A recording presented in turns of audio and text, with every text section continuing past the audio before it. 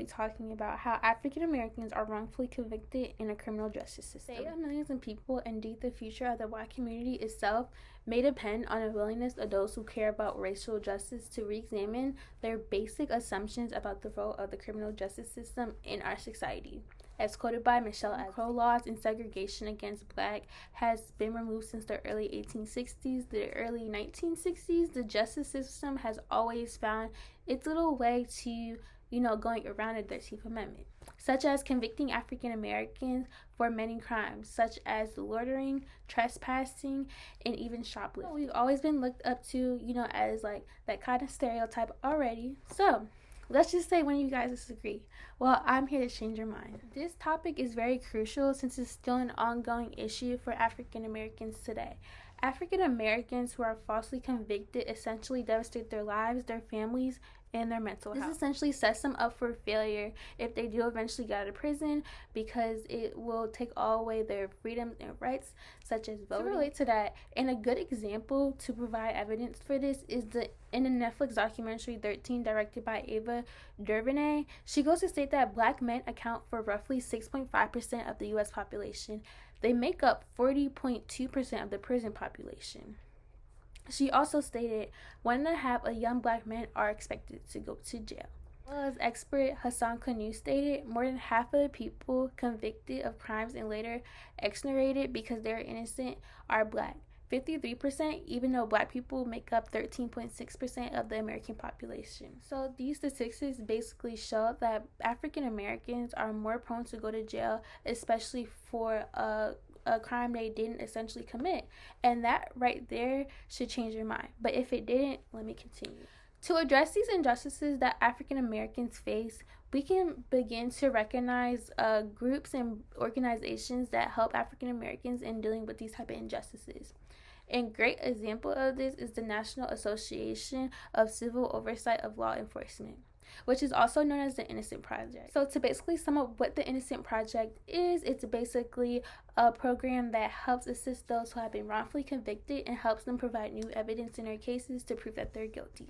Overall, I feel as though we have to really start educating others and our peers about this ongoing issue to provide those who keep being mistreated by the criminal justice system. This graph provided by the National Registry of Extradition shows that how races influence convictions. So if you look at the first one, Black African Americans are 7 times more likely to be convicted of a murder. On to sexual assault, African Americans are 3.5 times more likely to be convicted of sexual assault charge. And then moving on is drug crimes. African Americans are 12 times more likely to be convicted for a drug crime rather than a innocent white person, or even not, that we can take as a society to help us overcome this problem. So I feel like the first step that we can take is recognizing the problem. African Americans have literally been targeted since forever, y'all, and are still being wrongfully accused of crimes that would have never crossed their minds to commit. So yes, recognizing your problem and actually like really processing it is the first step that we should all take to help eliminate African Americans being wrongfully accused. The second step would have to be basically educating yourselves and ask these questions. What is the root of the problem? Why are these biases only happening to African Americans? Are these based on stereotype? The third step would have to be, once you're educated, now you go educate others and start advocating.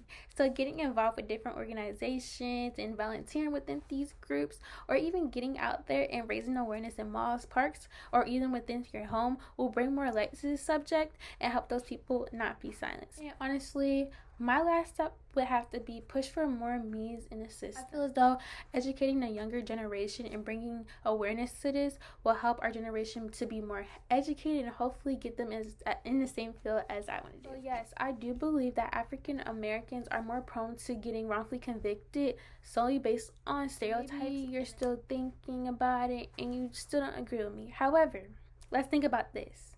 This could eventually happen to you regardless of your skin color. Someone you love or someone you may even look up to may face this. And once I was one of those people who didn't believe that African Americans are always stereotyped. On December 17, 2021, my uncle has now become one of those statistics I mentioned before. He was wrongfully accused of robbing a store and was being racially profiled by 3 white officers just because he matched the description and was an African American male.